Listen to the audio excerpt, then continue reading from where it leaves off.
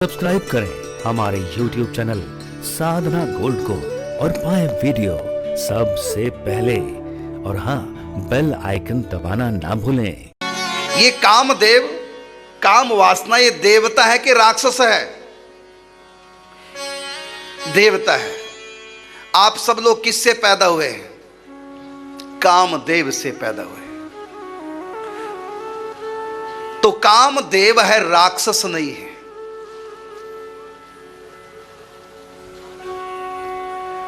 और यहां कहा गया है कि जब तक काम वासना होगी, कामदेव जब तक हृदय में होगा, तब तक सखी भाव की प्राप्ति नहीं होगी। इसका उत्तर सुनो। काम देवता तो है, लेकिन ये देवता हमको भगवान से नहीं मिला सकते। ये संसार का सुख देते हैं। जितने भी देवता हैं, इंद्र आदि, ये हमको भगवान से नहीं मिला सकते। ये राक्षस नहीं है तो देवता, क्योंकि देते हैं। क्या देते हैं? तो सुख देते हैं। काम वासना दुख थोड़ी देती है, सुख देती है। संतति बढ़ती है, पितरों को तृप्ति होती है संतान पैदा होने से परंपरा में। ये तो धर्म का अंश है। लेकिन मैं कहना चाहूंगा कि धर्म का प्रवेश ही नहीं है भगवत धाम में। धर्म तो ब्रह्मलोक तक हमको ले जाएगा। ये धर्म कर्म हमको ब्रह्मलोक तक ले जाएंगे,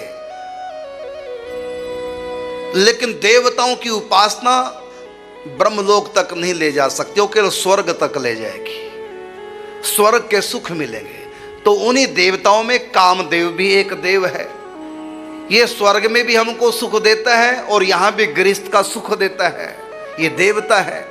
तो देवता बुरे नहीं होते, लेकिन ये हमको लौकिक सुख देते हैं, भगवदीय सुख नहीं दे सकते। इसलिए कहा निकुंज में प्रवेश ही नहीं है कामदेव का। काम वासना प्रबल अति, बांध्यो सब संसार, यह तनिक नहीं जाए सके कुंज महल के द्वार। तो यहाँ प्रश्न है, अभी मैंने कहा, कल भी चर्चा की, थोड़ी सी आज भी चर्चा कर रहा हूं कि जब तक चित्त में काम वासना रहेगी तब तक निकुंज में प्रवेश नहीं होगा। अब प्रश्न है कि काम वासना तो होगी। हमने तो ऐसे भी संतों को देखा जिनके यहां संतान है और ये भी सखी भाव में भी प्रवेश कर गए और संतान भी हुई। हम तो ऐसे से संतों के बारे में भी जानते हैं भक्तमाल गाथा के माध्यम से, जिनको भगवत प्राप्ति हो गई। उसके बाद उनके विवाह हुए हैं, फिर उनके बच्चे भी हुए हैं। ध्रुव प्रहलाद को तो बचपन में ही भगवान मिल गए, लेकिन फिर भी उनकी शादियां हुई। ध्रुव की तो दो शादियां हुई और दोनों से बच्चे भी हुए हैं। इसका मतलब है कि भगवत प्राप्ति के बाद भी ध्रुव में वासना थी, तभी तो संतानें पैदा हुई, तभी तो ध्रुव भगत के दो विवाह हुए। तो ये तो भगवत प्राप्ति के बाद भी कामदेव दिल में बैठा होता है। अब यहां जो बुराई की गई कि जब तक काम वासना होगी तब तक हम आगे बढ़ नहीं पाएंगे, इसका सीधा सीधा अर्थ है अपनी पत्नी और धर्म पत्नी है। बाकी हर स्त्री माँ बहन बेटी की तरह दिखाई दे तो समझो तुमने कामदेव को जीत लिया है। कामदेव मरेगा नहीं, रहेगा अंदर, लेकिन उसको जीत के रखना है। हर पराई नारी हमारे लिए माँ बहन बेटी की तरह है। ये सखी भाव धारण करने वाले को मानना पड़ेगा। तो गृहस्थी व्यक्ति भी पत्नी से प्रेम करता हो भी वो सखी सहची रूप में आ सकता है।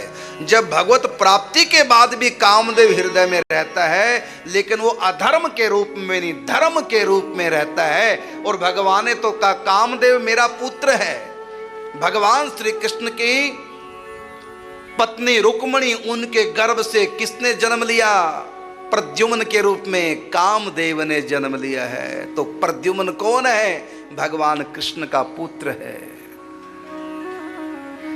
तो हमें कौन से कामदेव की आवश्यकता है? श्री कृष्ण का पुत्र कामदेव हमारे हृदय में, अर्थात धर्म पूर्वक हम काम का उपभोग करें तो एक काम वासना सखी सहचरी भाव धारण करने में विघ्न नहीं करेगी। इसी प्रकार पुरुष के लिए और स्त्री के लिए अपना पति है, बाकी दुनिया का हर पुरुष पिता पुत्र भाई के तुल्य हो। ये सखी भाव धारण करने वालों के लिए प्रथम शर्त है। फिर दोबारा सुनेंगे, स्त्री हो चाहे पुरुष हो, काम वासना रहेगी, कोई दोष नहीं। ध्रुव प्रहलाद में भी भगवत प्राप्ति के बाद भी कामदेव, पूज्य भाई श्री हनुमान प्रसाद पोद्दार जी को जब पहली बार भगवान के दर्शन हुए, उसके बाद तो और भी कई अनुभूतियां। तो भगवत दर्शन होने के बाद उनकी धर्म पत्नी के गर्भ से भाई जी के एक संतान जन्म लेती है, जिसका नाम सावित्री बाई फोगला। हम मिले हैं उनसे। तो सावित्री बाई का जो जन्म हुआ वो भाई जी के भगवत प्राप्ति के बाद जन्म होता है। गोस्वामी विठल नाथ जी महाराज जिनको भगवत प्राप्ति हो गई, भगवान श्री कृष्ण जब उनके सन्मुख प्रकट हुए, वरदान मांगा कि आपके प्रति मेरे मन में पुत्र भाव है, मन करता आपको गोद में खिलाऊं। नंद बाबा ने जो आपसे प्यार किया, मेरा हृदय तो उमड़ रहा है नंद बाबा की तरह आपके प्रति। तो समय ठाकुर जी प्रकट होकर कहते हैं कि आपको मैं नंद बाबा जैसा सुख तो दे सकता हूं, लेकिन आपका पुत्र बनूं कैसे, क्योंकि आपके पास ये यशोदा मैया तो है नहीं। तो भगवान के कहने पर गोसाई जी का विवाह होता है। फिर भगवान ने कहा तुम्हारे यहां जो संतानें होंगी, हर संतान में 5 साल की अवस्था तक, आयु तक मेरा आवेश होगा। आपकी हर संतान मेरा ही स्वरूप होगी। 5 साल की आयु तक आपकी प्रत्येक संतान में मेरा प्रवेश आवेश होगा, वो मेरा आवेशावतार होगा। अब देखिए इनका विवाह हुआ, एक एक करके 7 संतानें हुई।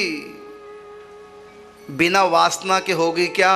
बोलिए वासना है, लेकिन ये वासना नहीं जो हमको भटकाती है, बल्कि धर्म पूर्वक भगवान के विधान से। तो जो मैंने कल चर्चा की थी कि काम वासना जब तक रहेगी, उसका सीधा सीधा अर्थ है पर नारी से बचना है। जो पुरुष साधक है अपनी पत्नी से प्रेम का जीवन जियो, कोई दोष नहीं है।